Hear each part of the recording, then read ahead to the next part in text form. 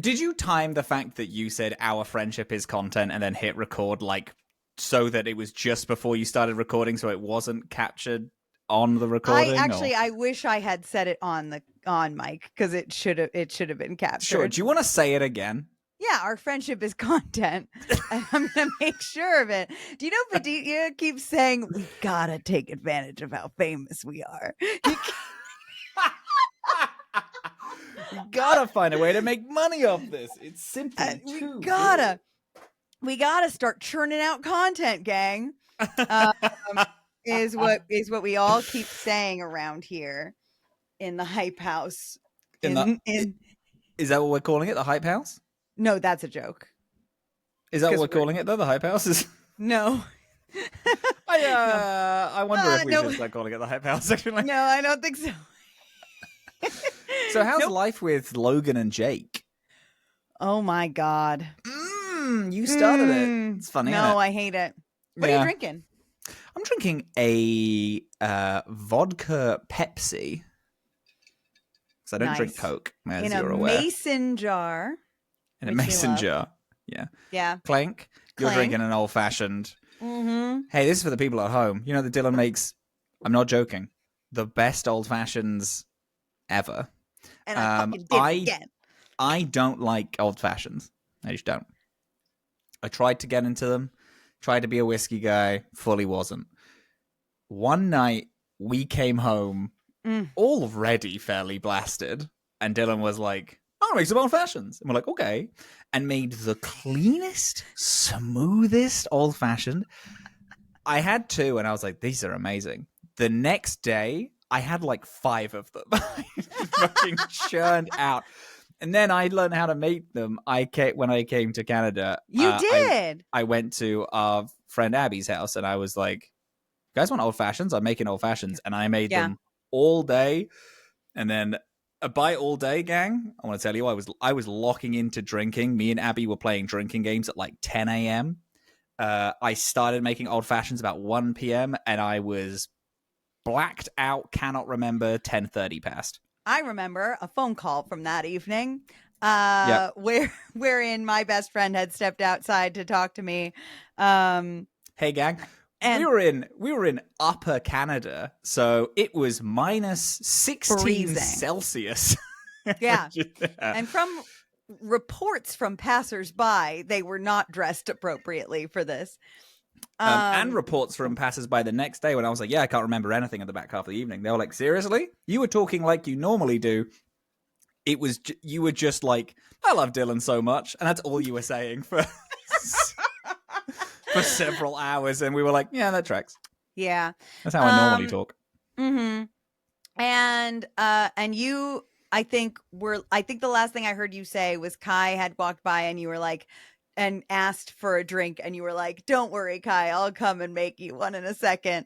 And then I got a text from another person in the house about 4 minutes later of me passed out on the couch. Yeah. And I tell you what, gang, I had the nicest sleep that night. Yeah, I bet you did. At some point, I was so drunk where my last thought was, I shouldn't be playing this drinking game. And then I woke up on the sofa the next day. Yeah. And I was like, wow, I'm so rested. This is crazy. Yeah. So yeah. that's good. That was my fun. brain That just was shut fun, off even like though a I shark's. wasn't there. It was still a fun party. And because I was calling you for hours at the time. Yes. As you should. As is the arrangement. As is mandatory. Speaking of love, and speaking of failing you, I told you this. You did. Like 30 minutes before we started recording. About an hour and a half before we started recording. I'm being weirdly exaggerated. I accidentally triggered the next mission, which is mandatory as soon as you trigger it. I triggered the next mission before I picked up the Master Thief and did her DLC. You have done it, though? I have done it. I've done it before. That's fine. So we can talk about it. So now just talk to me about, well, first of all, hi, this is Dorkspawn. I'm Dillin. I've played one Mass Effect game. Nice. Hello, my name is Robin. I played the Mass Effect franchise 100 billion times. On Dorkspawn. Dorkspawn. We This is take Dorkspawn. turns showing each other a Choices Matter video game. That's the one. And right now, Robin is showing me Mass Effect for the first time. Yeah. We're on Mass Effect 2. Mass Effect 2 is where we're at. Are doing the second half of Act 1. So this is the next 2 main storyline dossiers, and what we're supposed to be doing is the final. in the DLC dossiers and the DLC loyalty mission. The DLC is the Master Thief, and we've also done the Warlord and Archangel. Those are the 3 that we've done. Got it. Now you're saying that this is the oh god, there's so many things I already want to say. You're saying that this is the back half of Act 1. Yes.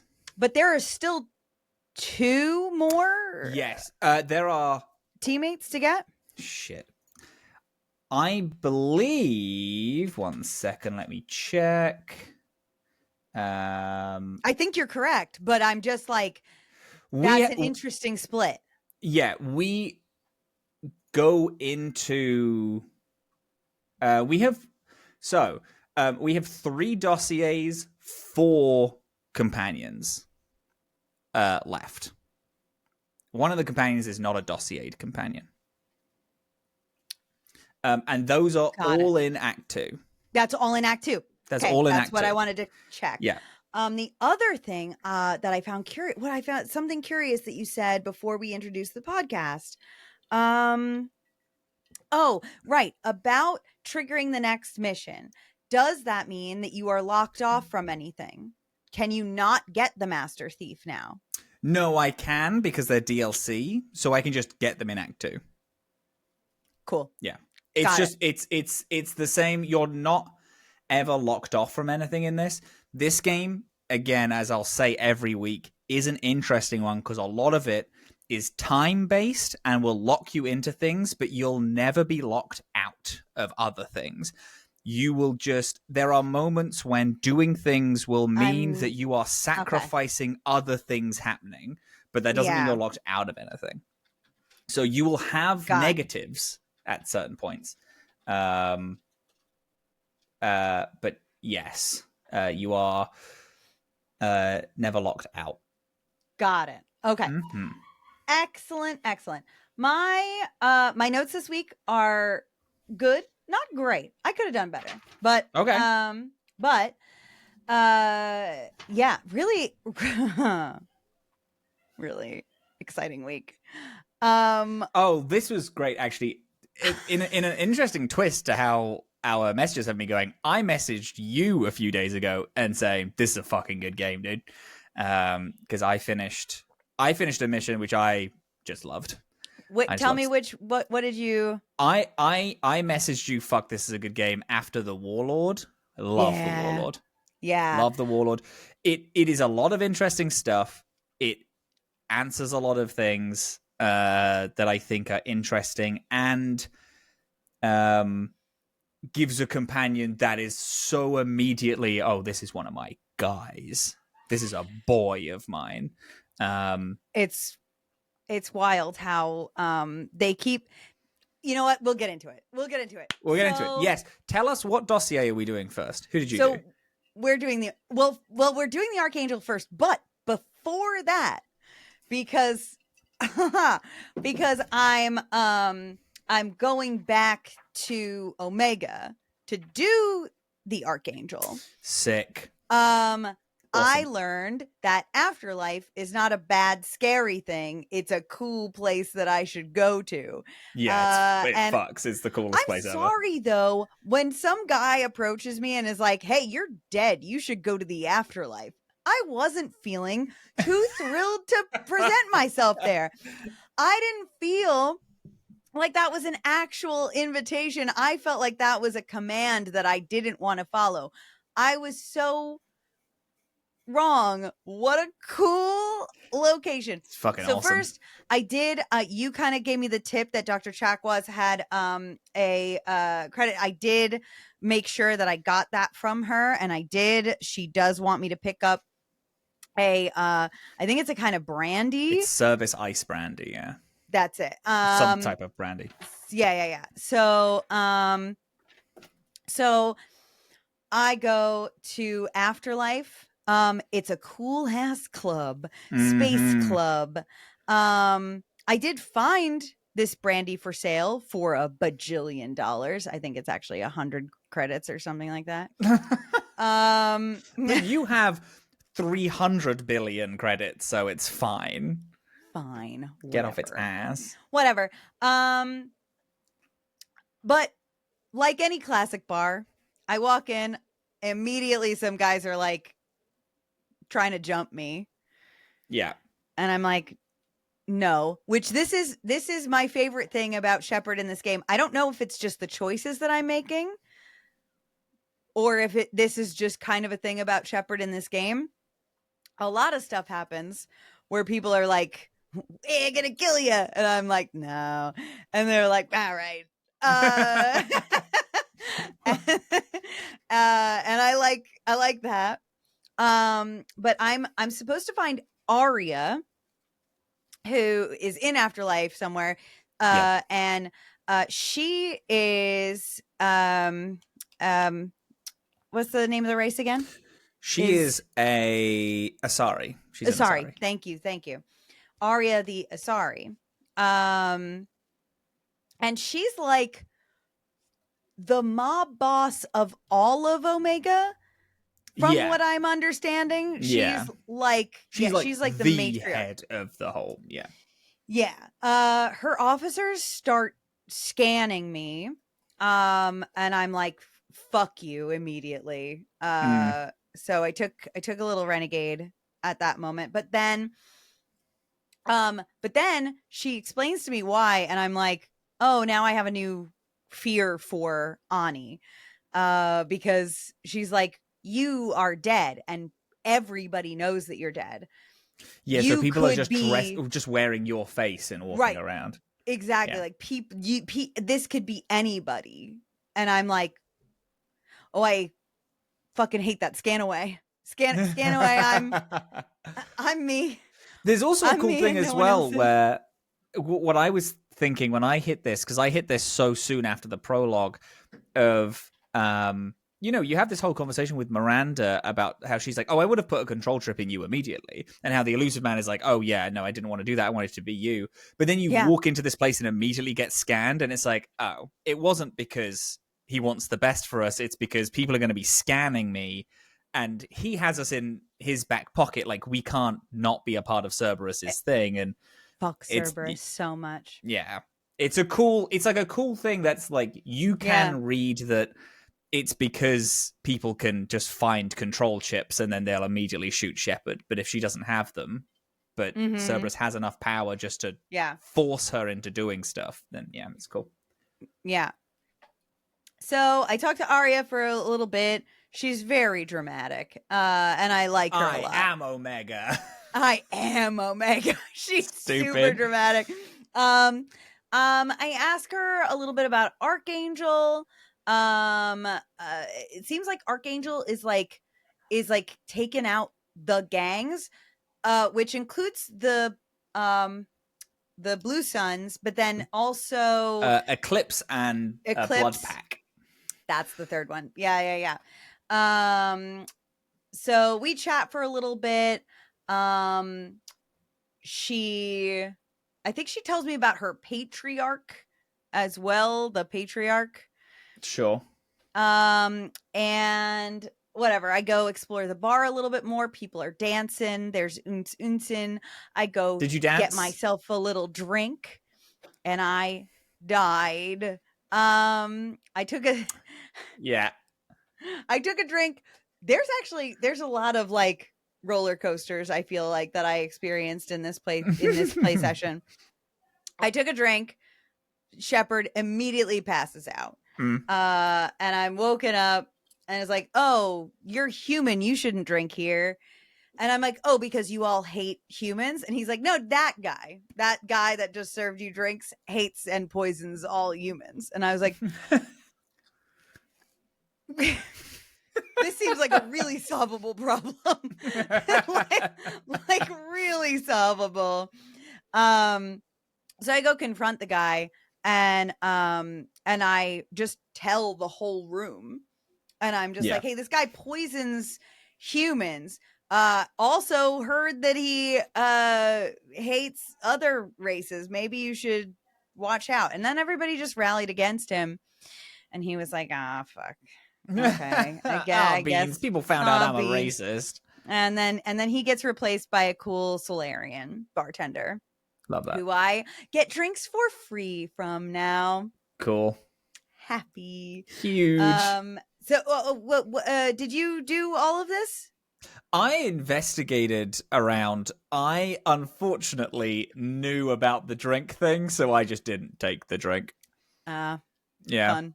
I am also. I'm still playing like a very get the job done shit. Mm-hmm. So Shiv is like, I don't have time to dance or do any of this fun stuff. I'm on the mission for the mission, which has begun to change as this as Act 1 is progressing. She's changing out of her she is exclusively mission into, well, spoilers. That's my fucking boy. Sick. I can calm down now. I don't need to be on edge all the time because this guy's got my back. Agreed. Yeah. I did do a couple of little things here. I found a guy who is on his pilgrimage, just like Tally was. Helped him out. Little things like that. You can buy the Normandy's engine boosters from that guy as well. Ooh. Yeah.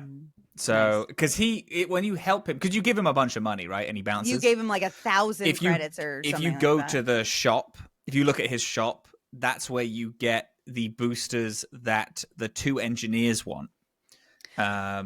You can buy it for them from his shop. Yeah. Thank you. Also, I figured out like the buying of probes and fuel just outside of is this. On the fuel depot. Yeah.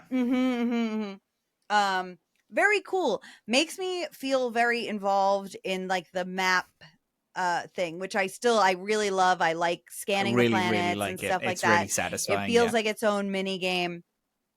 I'm really into it. Okay. So from here, I go into Archangel. The Archangel thing, the pitch confused me a little bit in the beginning because I wasn't sure who I was. It seems like, okay, so we were like going after Archangel, doing like a sting on him, with like these mercenary groups, but like we wanted to get close to him, to get him on our side. Yeah, right, exactly. Okay. Oh my god. Yeah, it's like all of these. So you're asking around because you want to hire Archangel because you've heard that he's really good at whatever he does. Whilst asking around, it's like, oh yeah, no one knows where he is, but the Blue Suns Eclipse and the Blood Pack are all hunting and trying to kill him. So you're like, okay, well, I'll just pretend to team up with them, then find out where he is, and then I'll grab him out that way. Yep.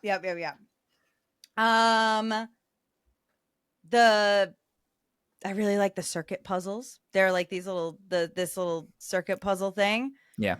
Puzzles in this game. The hacking in this game is great. The hacking in this game got so good and fun and interesting. I like it. Yeah. Okay. We're fighting our way through. Oh, wait, stop. Say. You sign up with the Blue Suns. Yes. Because they're just hiring anyone. Warm bodies to hold a gun and just run at Archangel. Yeah. As you're leaving after signing up, a teenager walks in. The most 48-year-old teenager I've ever seen. Oh my god. Oh my god. Oh my god. Did you get this 48-year-old teenager to... Did you care if they joined up, or did you get them to stop?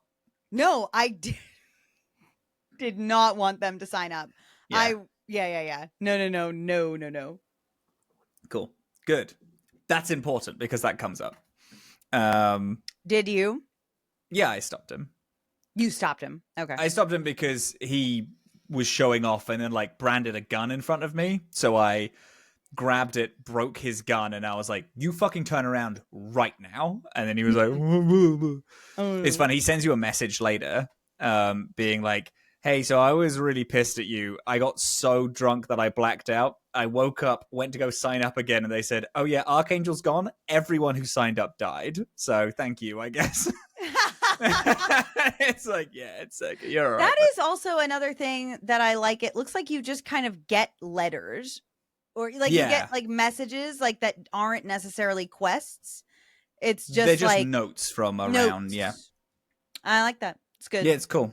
It's good. Commander, you've received a new message at your private terminal. That was my text tone for about 3 years. That's cute. Yeah, that's cute. I love getting messages, and they're not from the Citadel.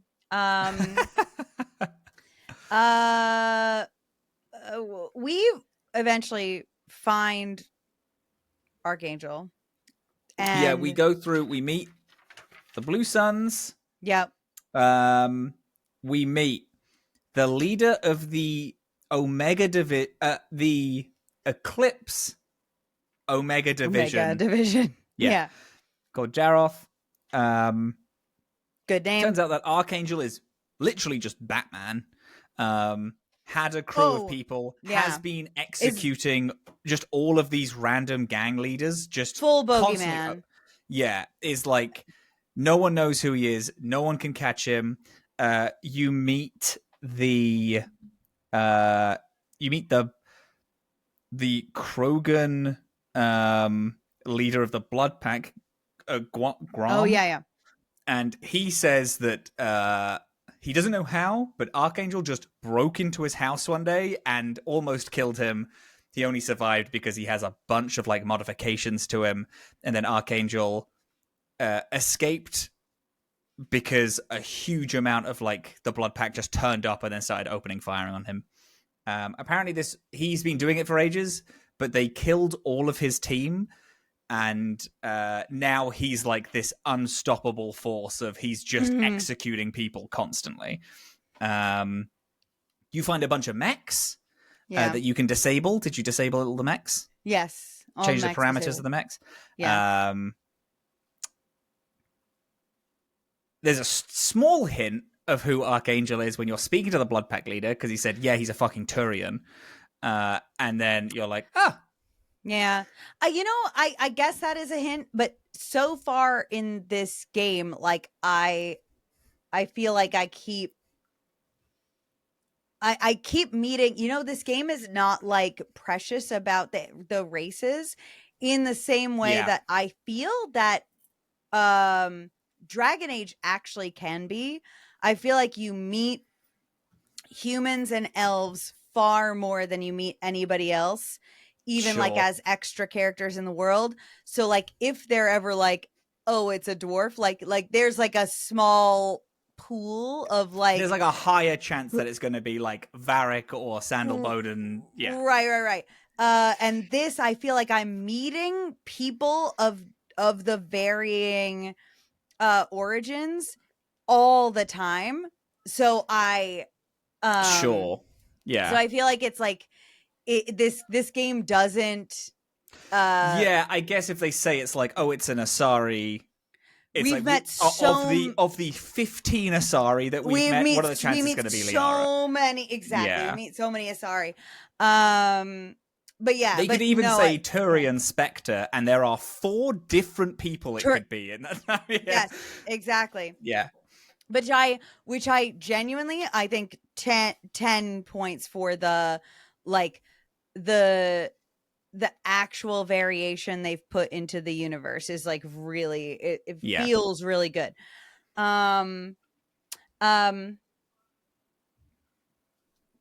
We then go, there's a war machine, like a helicopter. Yeah. The guy is fixing it up because apparently Archangel shot it. Shot it once and disabled a bunch of vital functions. So this guy's repairing it. You get the chance to electrocute him to death, basically, and stop him repairing. Did you do that? No. Oh yeah, I did. Oh. Yeah, it's a guy fixing a war machine helicopter that's gonna attack Archangel, the place exactly where we're going. Yeah, I electrocuted that guy to death. Uh, Whoops. and you get informed that you're gonna storm a bridge as a bunch of people go around the bridge and try to infiltrate in another way. So then you storm this bridge toward Archangel, who they've like cornered in this one place. Yeah. You're walking across these different hallways, and Yeah. there's like a bunch of firefight coming from the hallways, and then occasionally you're watching people getting picked off from this shadowy figure in a building like across the way. Yeah. It's really cool. Yeah. And then it gets cooler. Yeah. And then it gets cooler. Because we walk in, we get a cutscene. Another thing I want to say, this game gives me a ratio of fight to cutscene that is perfect. Yeah. It's perfect for me. I feel like every 2 or 3 gunshots, I'm getting a fucking cutscene, and it's awesome. I love it. I love it. They're not leaving me out there in the trenches. We walk in to find and see Archangel. Archangel is sniping people, as we've seen, like from the other perspective, like you said, we've seen people getting taken out, but now we see it from like behind Archangel, and I'm like, hey, Archangel, and he's like, hang on, and then he does murder, and then as soon as he does that, the music gets so dramatic, and he takes off his helmet, he sits down like a whore, and he reveals himself so goddamn cool to be my husband, Gareth Vicarian. It's your fucking boy! My fucking husband. Oh my god. The coolest guy in the fucking universe. The coolest guy in the fucking universe. I just love him so much. And he's gotten cooler. He's gotten so much cooler. He was like, yeah, the Citadel like basically was too restrictive. I couldn't do the good that I want to do, and I'm doing good here. He said, spinning his smoking pistols that that have just taken out so many people. I'm like, you've shot at me. And he was like, I knew you'd be fine. Yeah. Like, had to make it realistic. I wasn't worried about you, to be honest. And he's got this like swag now, this like demeanor that he's just like, I already knew in game 1 that I wanted this man. He has turned up crazy energy. Yeah. I want him so bad. Yeah. He's the coolest guy ever. So when I'm like, oh, so there's Mr. Dragon Age, who's Varric Dragon Age. Garrus is Mr. Mass Effect. Garrus is Mass Effect, the guy. He's the best friend character. He's the coolest guy in the fucking world. Like, they're both very different, but they both fulfill the same role of, like, oh, I don't care what happens to the universe. Are you good? You're the only person I care about. And like that's Garrus's whole thing as well. And I just love him so much. And this introduction is the coolest shit ever. Turning the like rogue detective, like kind of police officer guard into Batman. Sick as shit. Yeah. So sick. Yeah.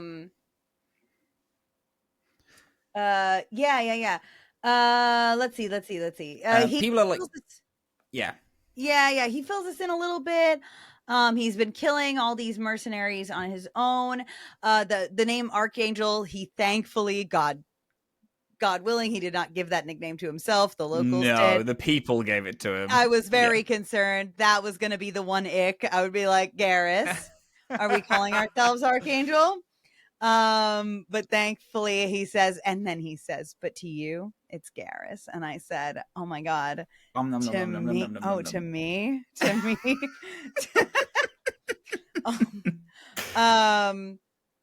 After we get out of there, he tells us about this guy who has been selling tainted Ezo. Sure. Right? Yeah. So there's a few. There are the three leaders of the Eclipse, Blue Suns, and the Blood Pact, who he has specifically been hunting for a while. Every single time, there's three specific waves of enemies in this fight that we have to get through. One of each, like, gang, and every single time you kill one, he's like, "So this is what these people have been doing." Jaroth, who's the leader of Eclipse, he's like, "Oh, I've been hunting him for a while. He's been selling all this tainted, evil, bad stuff." Yeah. Then you kill them, and he's like, "Oh, these people have done these XYZ bad things." I think it's back on the ship. Jumping ahead a tiny bit, where he says, "Oh, the reason." Like, I did have a team. Like, that's a thing. Like, he says that he had a team, but they've all died. They've all died except for one. And it turned out that one person is only not dead because he betrayed everyone. Led him on a false mission. That's after all of this. That's after all this, yeah. Yeah. Because he tells me, he's like, "I'm not telling you anything until you get, like, until we get out of here." And then, I'll do it. Yep. But yeah, you fight a lot. And then on the people are breaking in from different angles. You have to like, he has a health bar. You can leave a companion with him. Yes, I left Zaid with him. I left Zaid with him. Yeah. That's crazy. Who was your other companion? My team is Zaid and is it Morden? Thank you, Morden. Thank you. My team is Zaid and Morden. Chat? Those are the guys. Well, I mean, it's them or, like, white bread and sociopath. So it's, let's watch our mouths about Jack. Are we talking about Jack when you say sociopath? No, sorry, that's Miranda. I forgot about Jack. Yeah. Yeah. Well, because I had Morden Jack with me originally, but then I switched Jack for Zaid because we're dealing with the Blue Suns, and I thought he'd have some interesting things to say. He doesn't really, but he does have a lot of input in. He just talks a lot, like, around things, and I think that's still interesting enough. Yeah. He's a bit. You feel a little bit DLC character with Zaid, where, like, he could have more, but his stuff is his stuff is kind of like an afterthought. We were talking to Viddy the other day, and because Viddy was like, "Oh, I really like Zaid," and I was like, "I don't like either of the DLC characters in this game because both of them are very. You are a DLC character. You just don't have a lot of, like. I'm just not gripped by you." In Sebastian a way, Vale fan over here, Robin Ekberg talking about. One of the most important characters in the whole franchise. If you want to come to my house and start shitting on my carpet, you better come fucking prepared, asshole. God, shit. Sebastian, don't fucking start with me because Zaid and the Master Thief don't fill a role in the gang of the Normandy SR2 that Sebastian Vale fills in Kirkwall. Don't fucking talk to me. They How don't dare fill you. the same hole that they do in Robin's body as Sebastian. No, Vale. Sebastian is important in the foundation of Dragon Age 2. In that gang, you can't play Dragon Age 2 without Sebastian because of how integral his dynamic is with... I am not getting into this with you right now. Don't start with me.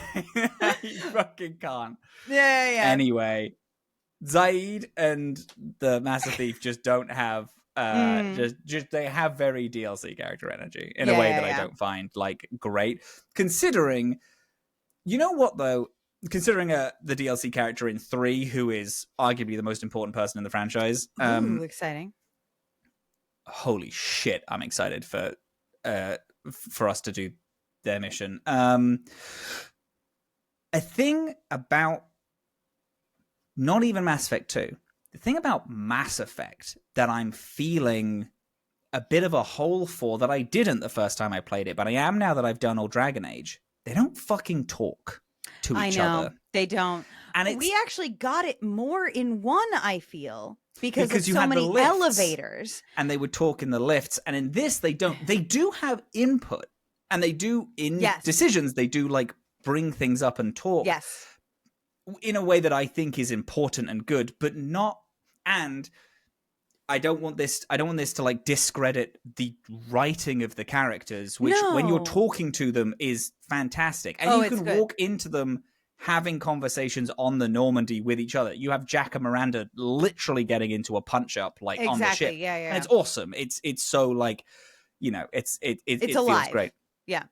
It's alive, exactly. But they whilst you're with them, they are they're just less they just feel less, like, awake as, like, I hate to say it, DA2 characters are, where they are constantly talking to each other and constantly have something to say and are growing and bonding and you're getting insight just by living with them in a way that you just don't in this. But even saying that, like, even in missions and stuff, Zaid and is it Kitsune? What is the fucking Aspect 2 character? You're talking about the thief. Master Thief? Sorry. Kasumi Goto? Kasumi. Kasumi also feels a little like that as well for me. I had a feeling, although her mission is I'm gutted I couldn't do it this week. It's so fucking fun. Hot little mission. And it's why when, because, you know, we brought this conversation because we were talking to Viddy about it. And he was like, I really like Zaid. And I'm like, yeah, I mean, he's fine, but, you know, he feels very separate from the gang. And then we did his loyalty mission. I was like, you know what? He does have an interesting loyalty mission. He does. But remembering the thief's loyalty mission, and because I remember that mission because it's a heist. It's so fucking cool. Yeah, hers is good. It's good. Yeah. Yeah. Anyway. Oh, okay. Hold on then. Yeah. We take out all of the different waves that are from the different groups. But then in another and throughout this whole thing, we're seeing like our teammates. This is also a very good Dragon Age bit, but we're seeing our teammates' health bars who are not with us. So, like, as we're going, it's like a stress condition. Very fun. It is cool. And then we get back together, reconvene. We taken out the last guys, and then a gunner ship like comes in through the window and machine guns Garrus to death. Yeah. They shoot a rocket and blow his face up. And then I said, Garrus gets machine gunned to death. Don't worry, he's fine. The roller coaster I went on in this particular playthrough was a lot. We see that he's okay. He's getting taken back to the Normandy. I tell him in an impassioned speech that I trust him and that I need him by my side. Because I do. Yeah. Robin. Hello, darling. Can we take a little fiver so I can make another drink?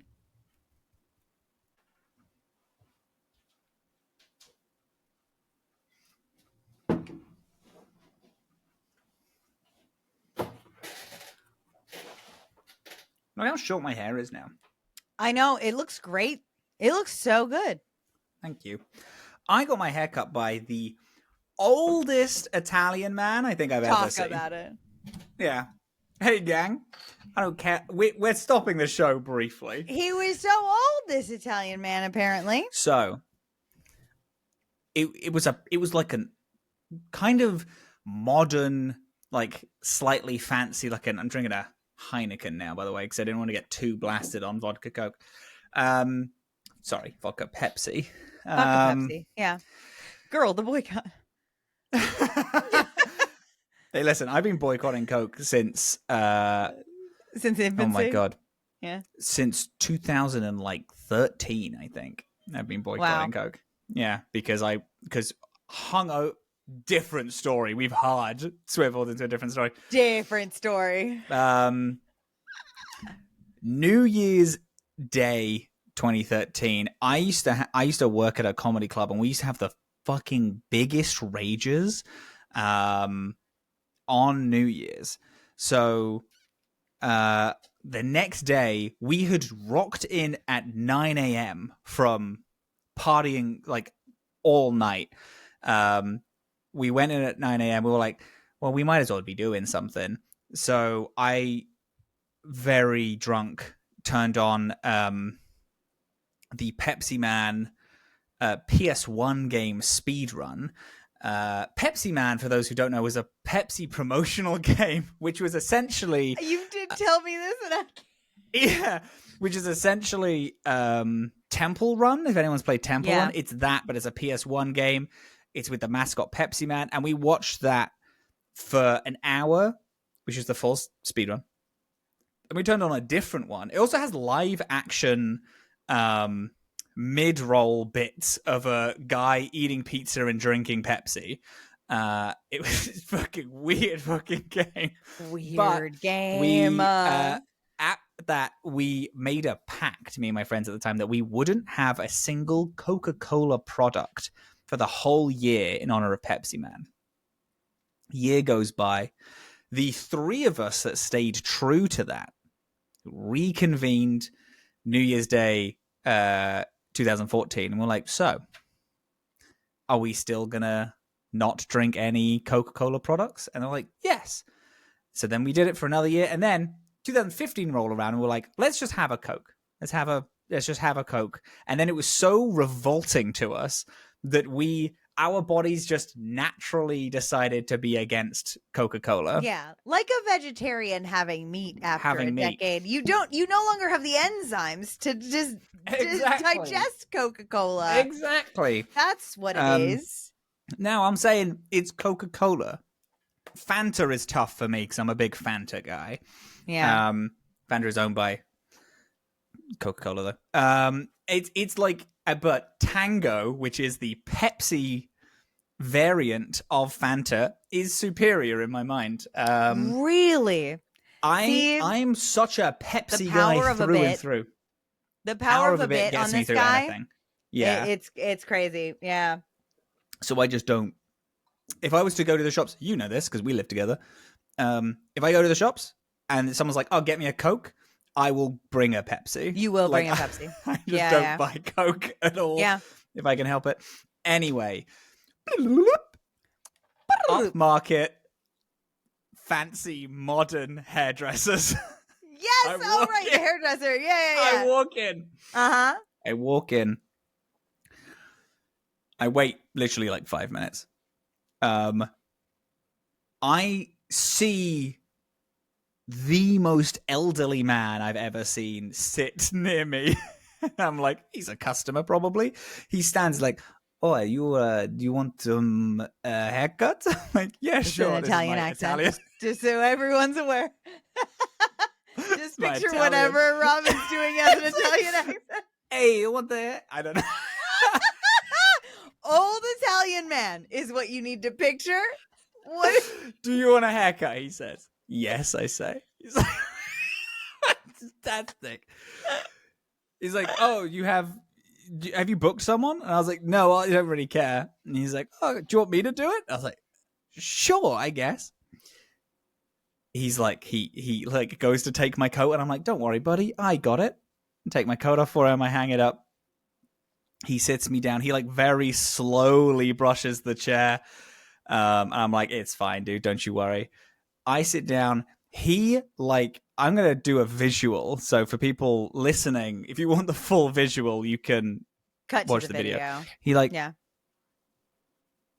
takes my glasses off like this slow and then puts them down like they're heavy. Like he's like kind of feeling the weight, like my glasses are Mjolnir and he's not worthy to Or like wield your it. glasses represent time.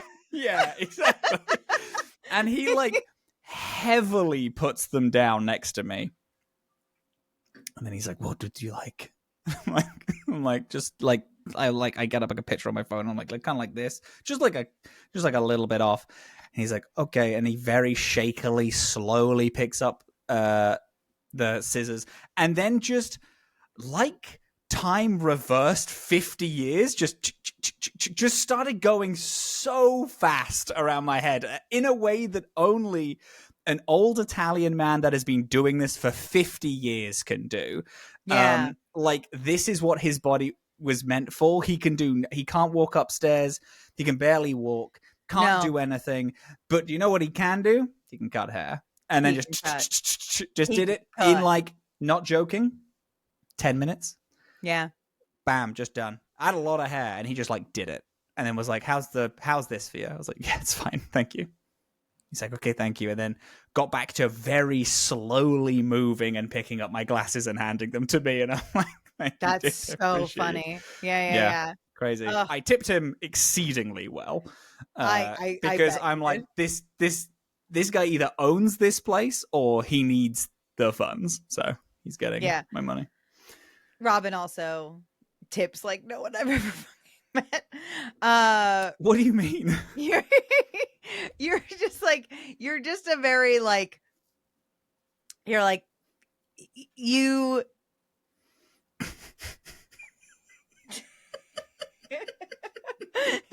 like, yeah, $10 on this meal, $10 on this tip. That's your kind of that's your kind of vibe. The thing.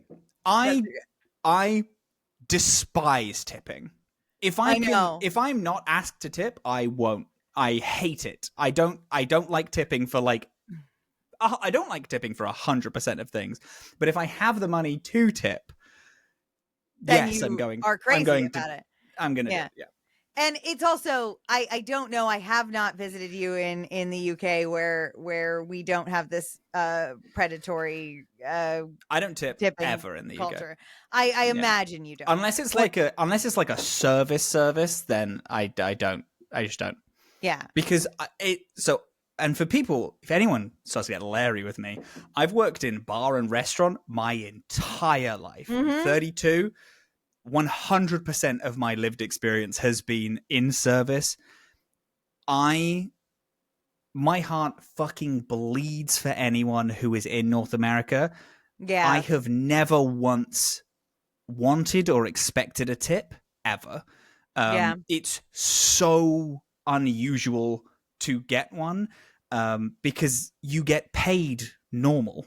You get paid normal and regular, you shouldn't have random people you shouldn't have to like bust your ass to get extra money. You just have to turn up and do a job. So, but that is to say, tattoos, haircuts, things that I can't personally do, I tip on all those. Right, of course. Yeah. But anyway. All right. Garrus gets blown up. Oh, we're done with that. Garrus gets blown up. Garrus gets put back together. Garrus is scarred up and has had surgeries with cybernetics to fix him up. And it's like another fake out where it's like, I don't know how he's gonna do. And then he walks in the room and he's like, ouchie. He looks different. He looks pretty sick. He's like his face is wrecked. Yeah, he's scarred up. But you have a really fun moment when he's like, be honest, how do I look? And then the good response is, well, you were ugly before. And then you're like laughing with each other. And I'm like, these are boys, it's so hot. dude. Yeah. It's so hot. Yeah. It's good. Oh my God. Fun fact. Yeah. If you kill the mechanic earlier, the boss gunship has like half of its health because they couldn't fix it properly. So it has very little health and is a way, way easier fight. Nice. But yeah. So now we got Garrus. Go Garrus. The Warlord. Loved this mission. What a mission. What a mission. What are your thoughts on it before we go into it? First of all, before we go into it, what are your thoughts on the Archangel mission? What are your thoughts on Archangel as Garrus as a thing? That's the best one to me. I get why you texted me about Warlord being like sick, and it is sick. I really liked it. Archangel was perfect. You know what? Not knowing it's Garrus, yeah, it was perfect, and the reveal of it was perfect. They hold back for a really long time. Yeah, they really don't let you know that it's Garrus at all. And also, I can see too. I think that I got something exciting here, and I know that I can see how easy it would be for this to be like my second thing. But because we randomly decided which ones we were going to do in part 1, and I left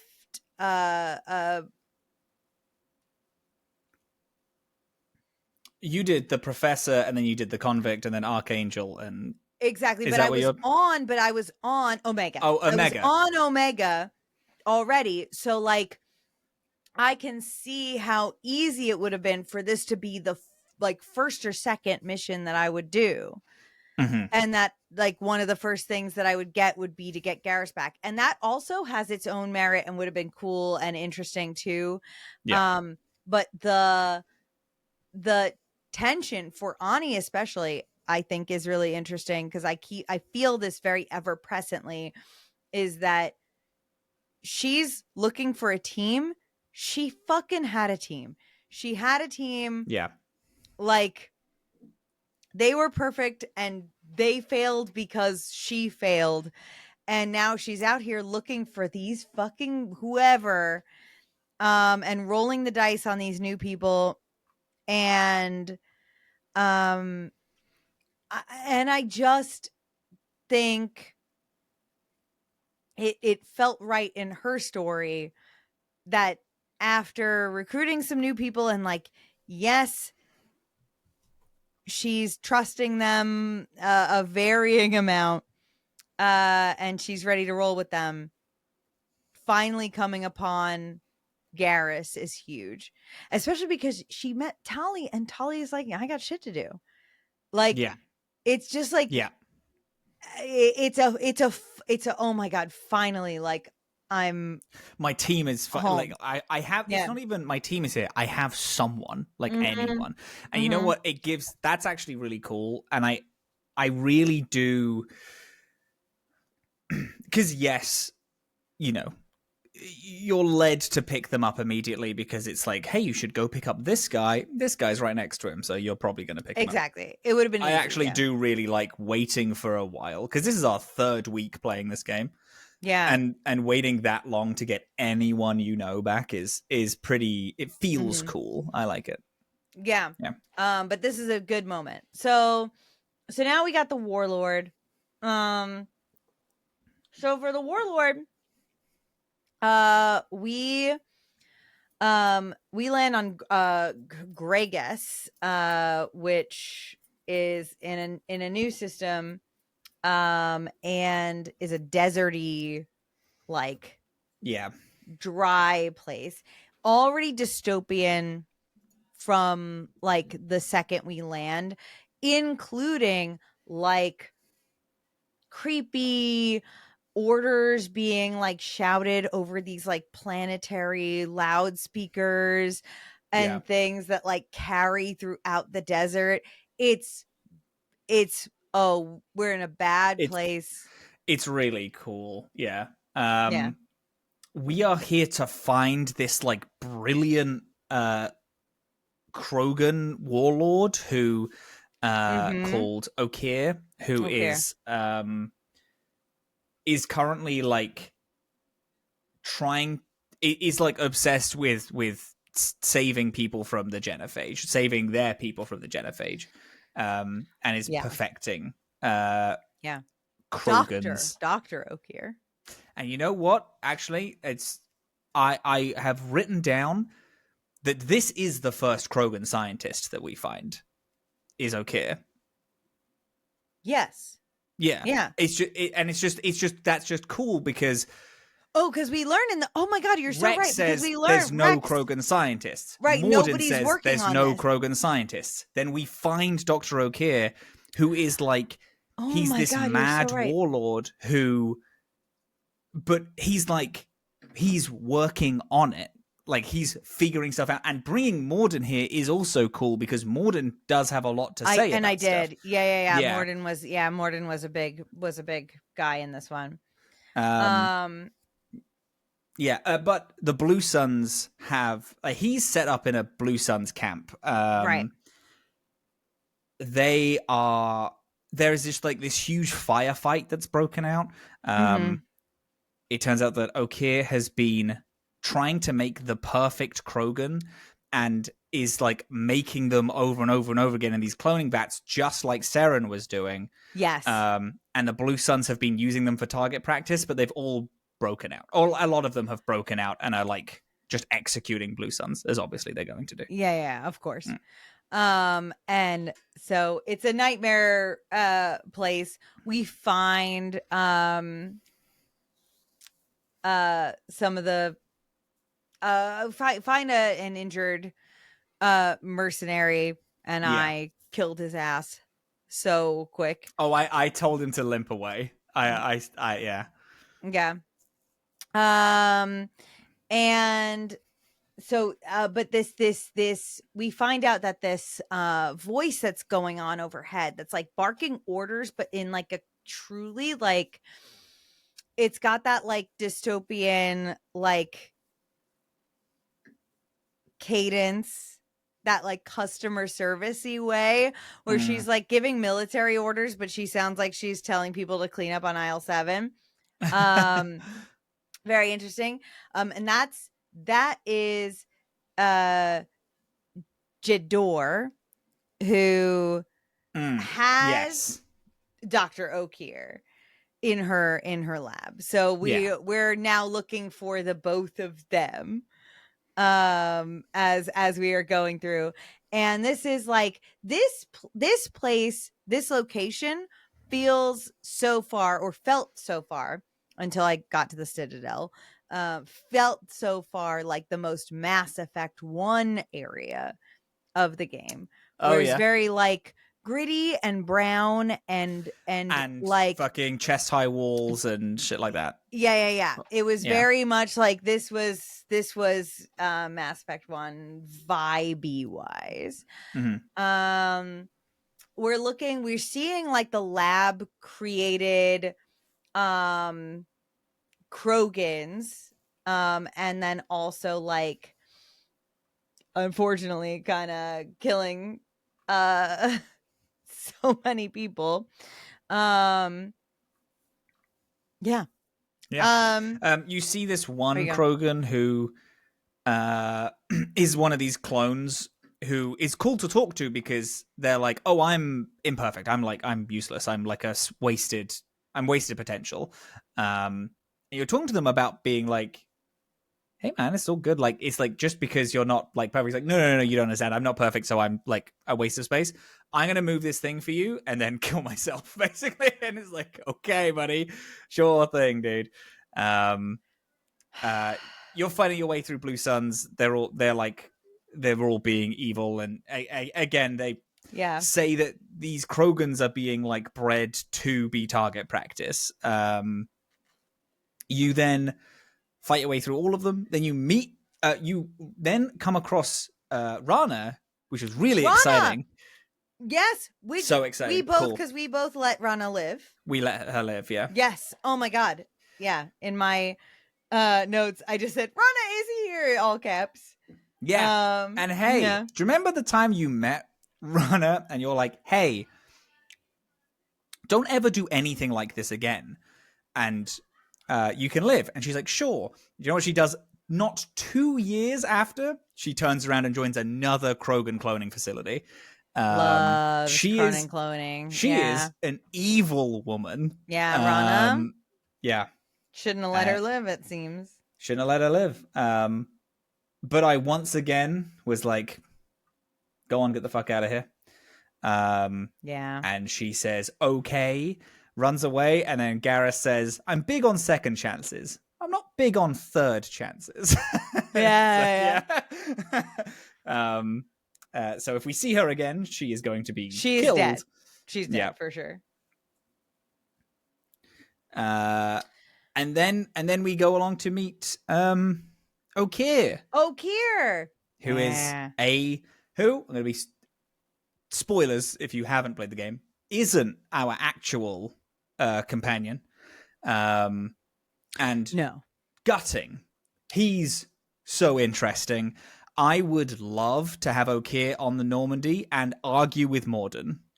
Because his whole thing is that he is fervent about, he is cloning Krogan to be like, we have to have the genophage. That is just a thing that Krogan... He doesn't actually want to cure the genophage. That's like the big reveal when you meet him. Yes. Is that he wants to perfect Krogan to...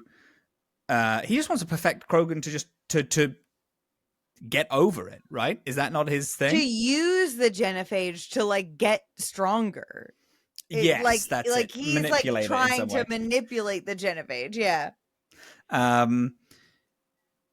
He is truly, if you have Morden, you found out that he made the genophage. He is in opposition to Morden about just everything, and it's great. And I would have loved to have seen them talk to each other, which Morden doesn't, but Morden does talk a lot in this bit. Yeah, he has commentary, but yeah. I do. I would love. I get you. I would love to see them fight each other. Yeah. He wants to take over the world, the galaxy with Krogan again because they're just the best, and he's been working at perfecting Krogan. He says that he has one in a vat, the perfect Krogan in every single way, and he's right. And he's fucking right. He's fucking right. He's fucking right. My boy in a vat. So fucking excited that you like this guy. Yeah, I do.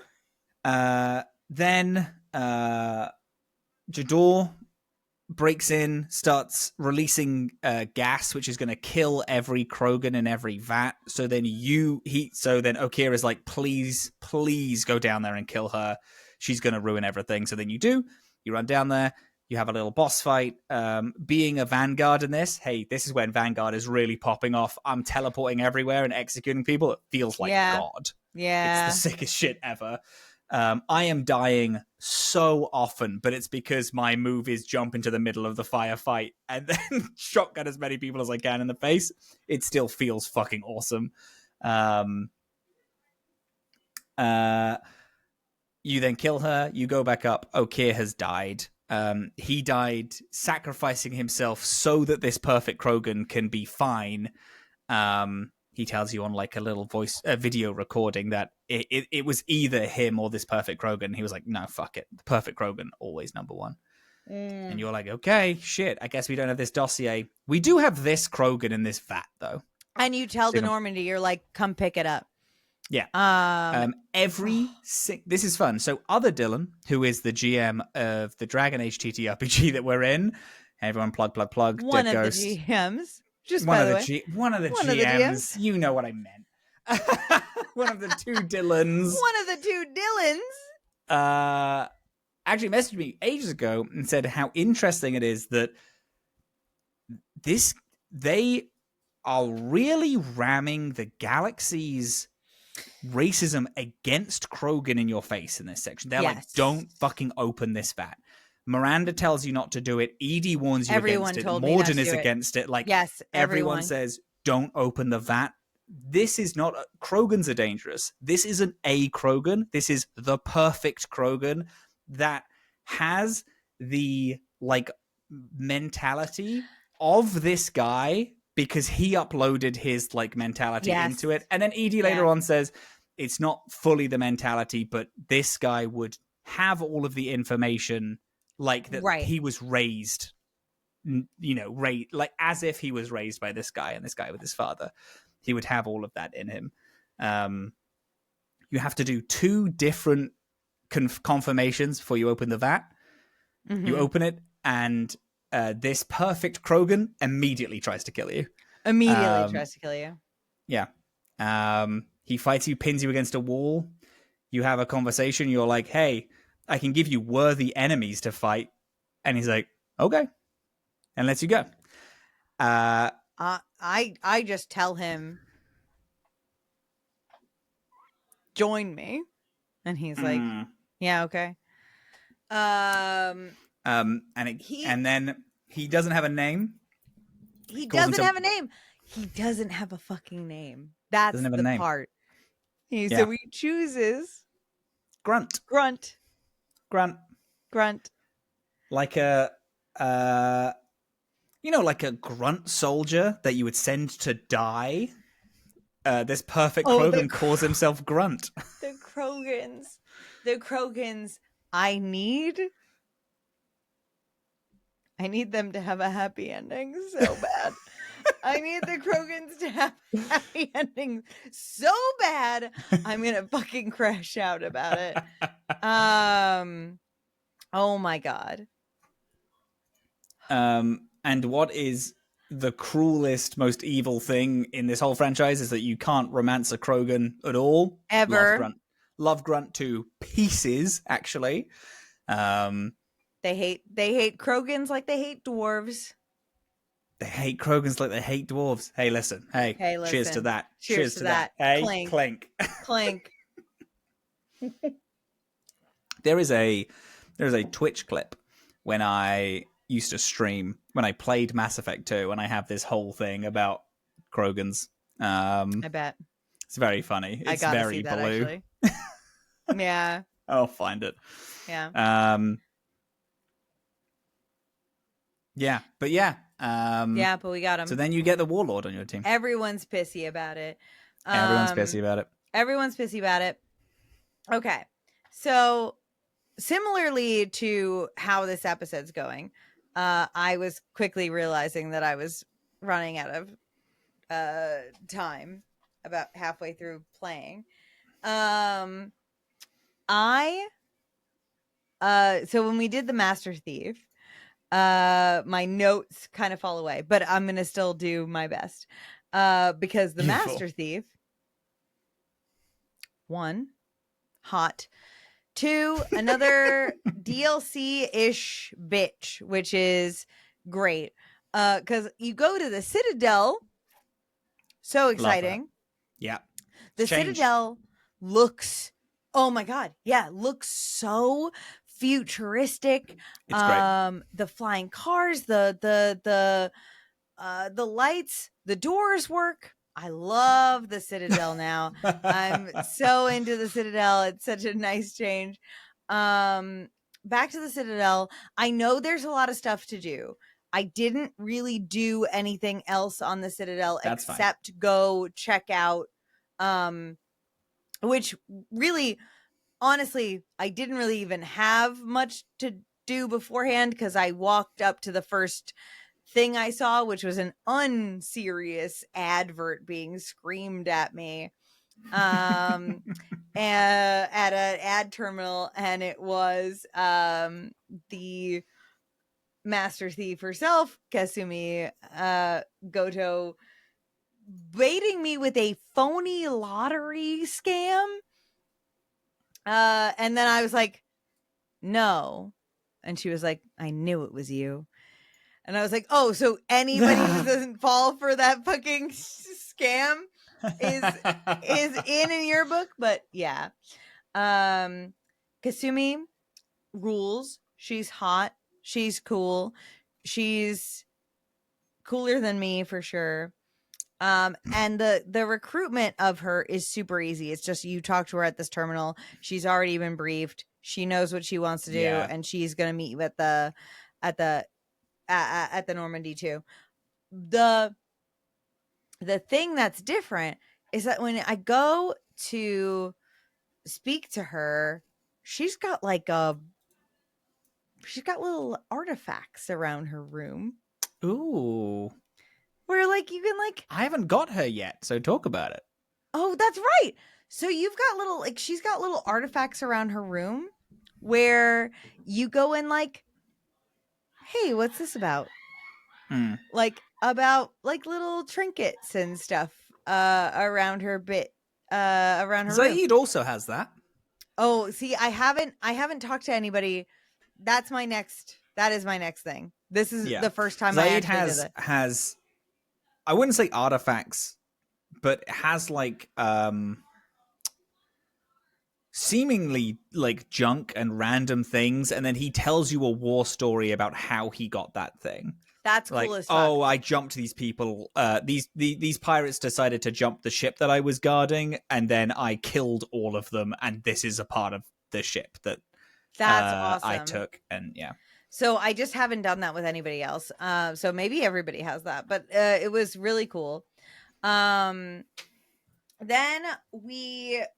she tells me right away when I meet her that in the advert even that she wants to do this heist essentially, and she needs my help, and she's gonna like steal someone's memories, and I'm like, okay. This is fun because the whole point of this little mission is that it's just the two of us, which I don't know if that happens a lot in this series or ever again, but definitely feels super different. We're in a because it's really not a combat mission. It's not. It's a heist. Yeah. It's a full heist, which I love. I love that so much. We are she has me dressed up to be a fictitious guy whose name I should have written down and didn't. But she has me dressed up to look like a fucking idiot, and then she's sneaking me into a party where a gold Saren statue is being delivered.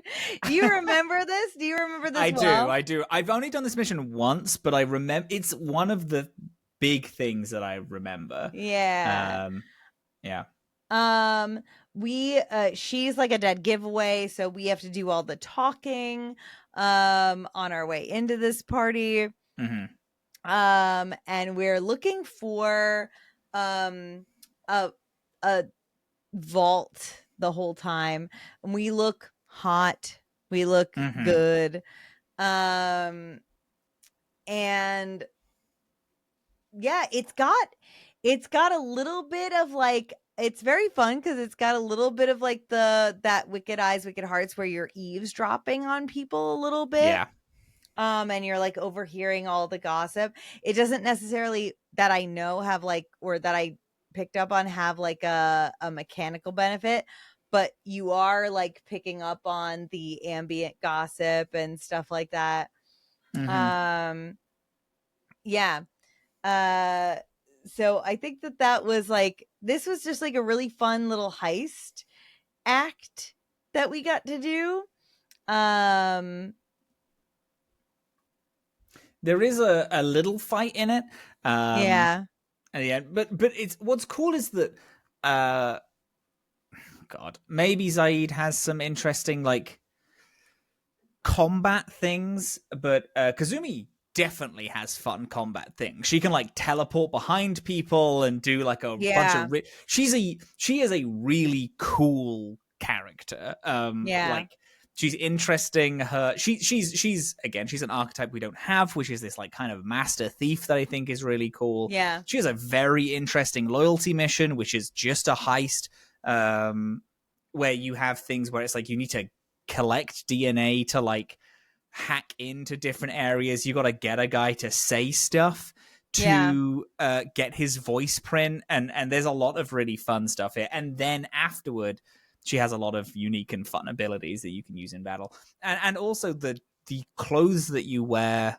I think if you're a male shepherd, it's a suit, and if you're a femme ship, it's like a nice dress. It's the dress. Yeah, you're hot. But you're hot. But then you get that as like casual wear that you can wear on the Normandy. Like, you get a lot of cool things. Oh, I didn't know that. That's actually fun, because it is a hot dress, to be honest. Yeah, and it's a cool. It's just like, she has a lot of cool, interesting stuff that I like. She's really cool. I like her, and yeah, I think that like these DLC characters are very, very interesting, and very fun, and like have a dynamic like little place in this world. And I just really like them. Mm. I really like doing a heist. I really love the Krogan in this game, like in the series. The Krogan in this The series are Krogan in awesome. the Yeah. series, and the pain and the turmoil of the Krogan and how it's explored. And I just I really want, and I love like that it's subverted in this second game that there's no scientist. I didn't even put that together, and I was already like pretty enraptured, but like that's crazy And good. it's really cool. It's a thing that I Yeah. think is so fun because Yeah. it's not only a thing that Rex. So what's interesting about it is, if you don't, okay, I can see that if someone has never played the Mass Effect franchise before, and current day the way that people kind of consume media, someone played Mass Effect 1 and then didn't, properly lock into what was being Yeah. said, they'd be Yeah. like, oh yeah, but what, like, it doesn't make sense that there's no Krogan scientists. What do you think, that no Krogans care about doing it? And it's like, no, Rex is saying there's no Krogan scientist. Rex is saying that nobody cares because his influence he is feels. his dad that tried to kill him and said, no, there's no point in saving, there's no point in saving anyone. Mass Effect 2 happens, you hear again, there's no Krogan scientists. And that is Morden telling you that. Someone who perfected the genophage. Yeah. Yeah. Perfected the It's not genocide of the Yeah. Krogan. Like, Yeah. it's someone who, and it's Morden Solus, arguably the smartest person in the galaxy, who doesn't see anyone as intelligent. Obviously, this guy's going to say, because he also says there's no Krogan scientists. Well, there's no one who I can consider calling a scientist, because it's this guy who is so wicked, stupid, smart saying that. Yeah. And then you go to the Warlord and you meet a Krogan scientist, someone who made, in the galaxy's view, the perfect Krogan. The perfect Krogan. They have the genophage still, but aren't going to be completely fucked by it. They have taken what Seren made, Seren and the Reapers made, this like Krogan cloning facility, and then perfected that to the point where these Krogan can be cloned and have their own minds. Like, this is a fucking smart person who did this. And it's so interesting to like have this, like the Krogans are just a fascinating like species in this game, considering that everyone in the universe is constantly actually, this is so fun. This is a thing that I wanted to talk about Tell me. earlier last week. So I want to romance Jack in this game, but I can't because the universe hates me, or Miranda, but I can't because the universe hates me. Mm-hmm. Kelly Chambers is who I'm romancing this game. She is your personal assistant and psychiatrist. She has this really interesting thing where she says, specifically because you're like, you work for Cerberus. Are you human first? What do you feel about, the other species? And she's like, oh, I love all races. And she mentions every single race except for Krogan. Like, she leaves Krogan off the list when she's saying, I love all races. I love the Asari, Turians, Solarians, and then goes on and leaves Krogan out. The game is, it's so deliberate in like how much this galaxy like hates hates Krogans and like they're just consistently shat on. There are no Krogan scientists. There's no Krogans on the council. There is this openly accepted genocide of them that everyone is fine with because those guys are fucking dangerous. No one else is even remotely concerned with it. And there's a thing in this game, in this franchise, which is different to Dragon Age, where Dragon Age doesn't have morality, but it has companions and their opinion of you. Whereas this has Mass Effect, unlike Dragon Age, where Dragon Ages are a lot more personal stories about how the people around you feel about you, Mass Effect is about the greater good and how what you're going to do to protect everyone else. Like, the people around you is like less important. So they switch the personal connection to that Paragon and Renegade system. You're either a really good person that is going to try all the time, or you're going to be like eviler.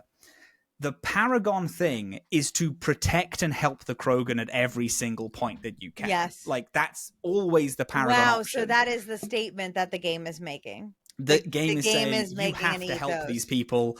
You have to fight against Morden when Morden says that he started the Genophage. You have to apologize profusely to Rex about the fact that you're not saving the Krogan you're fighting on Vermeer.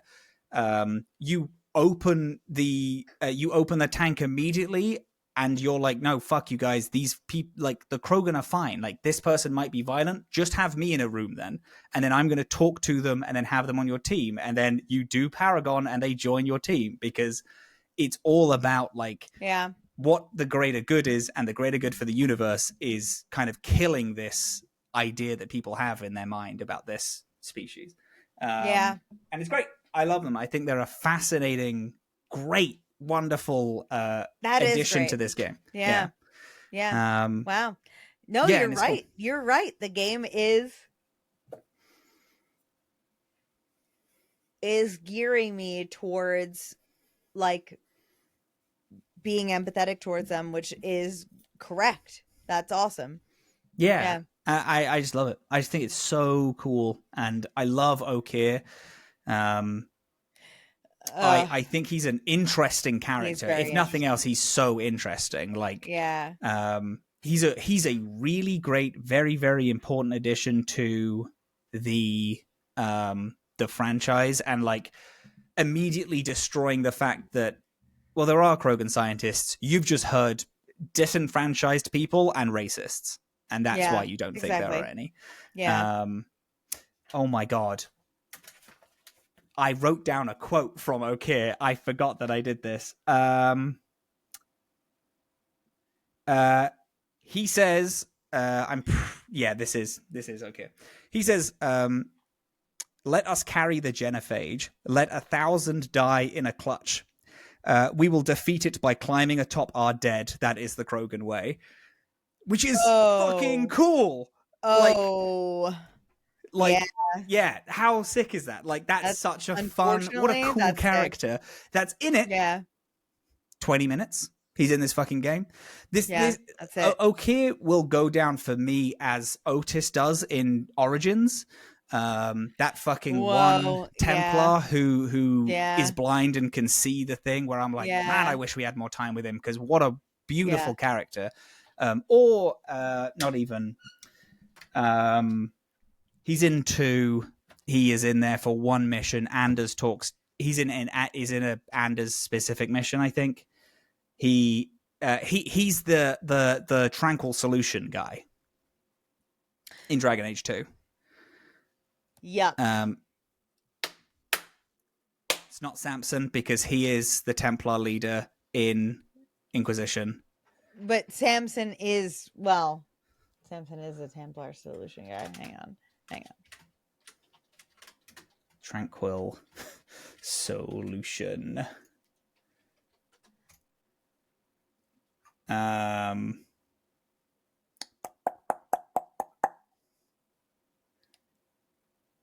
Is it Sir Otto Ulrich? Otto Ulrich is the name.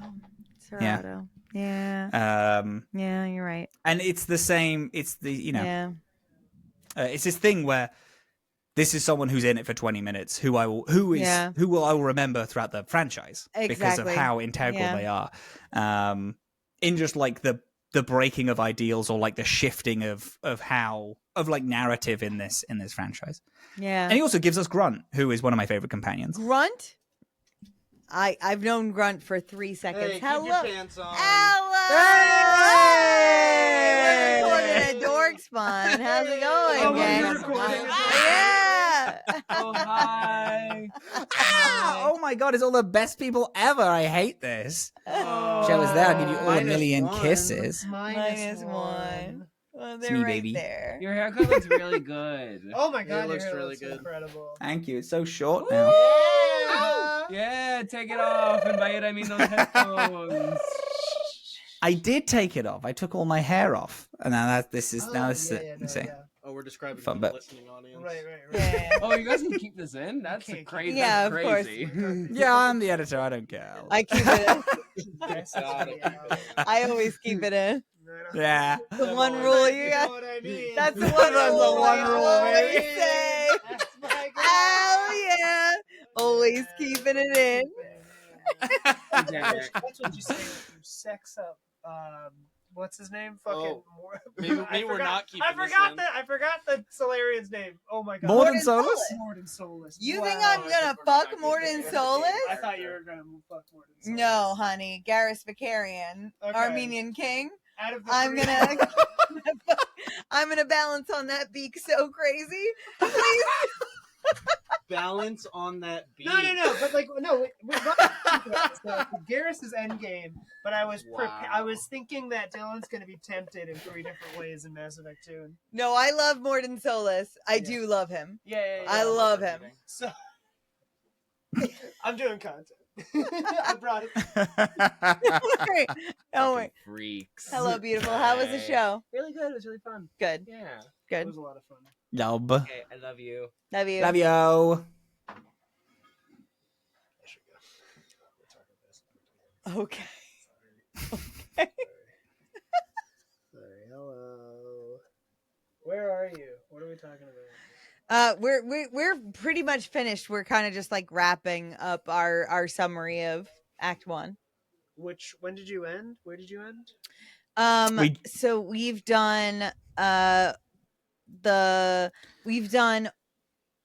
Archangel, the Warlord. Archangel, Warlord, Yeah. and the Master Thief was this episode, and now we're kind of about to go into. Oh my god! Wait. Okay. So you did Archangel. How'd Mhm. you like Garrus's introduction again? Oh, that whore! Oh, it's That so whore. fucking good. It's fucking sick. It's That the whore. best shit. Boy, he's like, I'm Archangel. Yeah. I'm a vigilante Batman. of justice. I'm He's what the city Batman. He's needs. I'm Space what the Batman. city- He's and my I'm- favorite guy ever. Fucking Vicarian, you slut. I'm so sorry. Keep knocking. It's okay. It's okay. Yeah, no, just put her down on the ground. I love the Archangel mission. I think it's really fun. Yeah, it's really fun. Love. That was my favorite of the 3 we did this week. I was really excited for you to do that. Yeah. It was such a good reveal. And I just loved that for Ani it was a little bit later than it could have been. Because I've really characterized her as being like really upset about how Like, the losing fact her that her friends? team has been gone Mhm. and that she is still here expected to do this. And so I think it was really good that she had to like recruit these first 3 people and then finally finds I feel like Garrus, yeah. that is I think the way to do it. yeah Like you kind of need to be like, I've had to find other people, and then like, holy shit, I think it's like the best kind of yeah like, this is my fucking guy moment. Holy shit. yeah You want to jump back into the saddle? yeah He's like, giddy up, brother. giddy up, brother. That's what he said. That's what he said when he spread his legs and took off his helmet. And Said balance on this beak, baby. yeah, yeah. Garrus came back with a brand new swagger, and I said, "Wow, I was already in. Why did you need to do that? Like, could you fucking calm down? I was already about it. Could you please?" God, I love that. So happy. That's my man. All right, goodbye. Goodbye, Robin. Hello, beautiful. Okay. So explain to me what we do next week. Now. Okay. So, we have, as soon as you finish all of the mainline dossiers, you get asked by the elusive man to just meet. You just meet him in your Yes. comms room. Mhm. You were then immediately taken to Horizon, and you do Horizon. This is going to be a really easy week for us. We do the one mission, which is Horizon, and then we do the first of the second round of dossiers. In this Okay. second part, there are only 3 dossiers left. I'm gonna say I am gonna spoil what their names are because you don't know you're getting a second round of dossiers yet. In canon, you just have your dossiers and then Okay. you do the mission. It's But not like I'm code gonna tell you names, the yeah. 3 dossiers, and you're gonna pick one of them, and then that's who we're getting Okay. next week. Okay, you ready? Yes. Picking what we're doing. The 3 dossiers that you get are the Assassin, the Justicar, Tally. And it's literally called Dossier Tally. Tally, yeah. Of course. No, you know what? I think I'm keeping to the story. Let's start with the Justicar. The Justicar? Awesome. Yeah. Sick. Yeah. Yeah. I'm gonna try to do Tally last. Fascinating. Yeah, because I Love think that. I think it does make sense for Ani's story to keep searching for her team. Yeah, sure. Yeah. So the way that this is going to work, I'm just going to say, so we're doing Horizon, we're going to do the Justica, and then we are doing the last 2 dossiers. The week after, we're doing the last 2 dossiers, which is Tally and the Assassin. I tell you, can I just put down a prediction? Sure. The Assassin is going to challenge you. The Assassin is going to be challenging for your, like, oh, I want to fuck Garrus. Interesting. Too challenging. Now, I'm not going to say that I'm alone in this. Myself, Dillin, and Viditya, who just made an appearance, have all been saying Dillin is going to fucking love the Assassin. Because I'm going to tell you right now, the Assassin is so good, I'm thinking that I might romance them because I love them so much. And they're a guy. And that's a guy. That's against your That's religion. against my morals. Yeah. And then we're going to do the last 2 dossiers. We're going to do the one of the DLCs, which is Arrival. The week after, we're going to do the Lair of the Shadow Broker, and we're going to do a mission called Reaper IFF, and then we're going to do the finale. In between these times, from when we end Horizon, we are going to start getting loyalty missions. You can do these at any order. Any point. Yeah. At any point. I'm going to It's start, like, yeah. and the way they're going to work is if you have done the loyalty mission, you're just on that week's episode, you're going to say, I did this I'll loyalty say I mission, did this and then one. we're going to talk about it. Yeah. Mm-hmm. No, Rather than 100%. Going through them. No, of course. And we have time, so don't feel pressured into doing it. But yes, next week is Horizon and the Justica. Amazing. Exciting for me. Oh, so exciting. Because specifically, the Justica is one of 2 people that we can get. It might be different. We might walk away with a different person. It's exciting. I'm looking forward to it. Interesting. Hey, Robin. Hello, darling. When do you want to record again? Can it wait for a minute? I'm in the middle of some calibrations.